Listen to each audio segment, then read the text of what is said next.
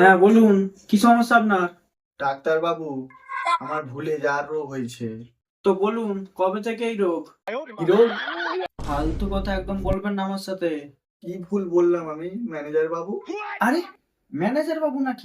আমি তো ডাক্তার বাবু। হ্যাঁ, আচ্ছা, তাহলে ম্যানেজার বাবু কোথায়? আরে তুই যে একটা বোকা। এইটার চিকিৎসাটা বলুন। কার চিকিৎসা? আরে, আমার ভুলে যাওয়ার রোগে। এই তো মনে আছে তোমার, দেখছি। কি মনে আছে ম্যানেজার বাবু? আরে আবার বলে ম্যানেজার বাবু। আরে কে আসতে দিয়েছে একে? কি আসতে দিয়েছে ডাক্তার বাবু?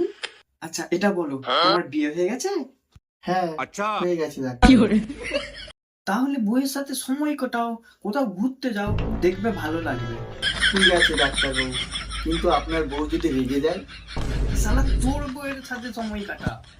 হ্যাঁ, আমার বিয়ে কবে হলো ম্যানেজার বাবু? দেখ এমন মারবো না, সব পাগলামো বেরিয়ে যাবে এক্ষুনি। আরে রেগে যাচ্ছেন কেন ম্যানেজার বাবু? আমাকে ওষুধটা লিখে দিন না, আমি চলে যাব। এই নিন, লিখে দিলাম। পরের বারে যেন এই বিচ্ছি মুখটা নিয়ে আর না আসেন। আচ্ছা, আপনার কত হয়েছে ডাক্তার বাবু? 500 টাকা। 500 বাচ্চা হয়ে গেছে আপনার? কি খান আপনি? আরে পাগলা চোদ, আমার 500 টাকা ভিজিট, ওটা দে। আমি কেন আপনাকে 500 টাকা ভিজিট দেবো? আপনি কি আমার বাড়িতে এসি লাগিয়েছেন? আরে যে ওষুধটা লিখলাম ওটার ফিস দে। কিসের ওষুধ দিলেন ম্যানেজার বাবু? তোর যে দাঁড়াই নে সেই রোগের ওষুধ। কিন্তু আমার তো ফুলে যা রোগ ডাক্তার বাবু। আরে ওষুধ তো দিচ্ছি, ভাগ শালা।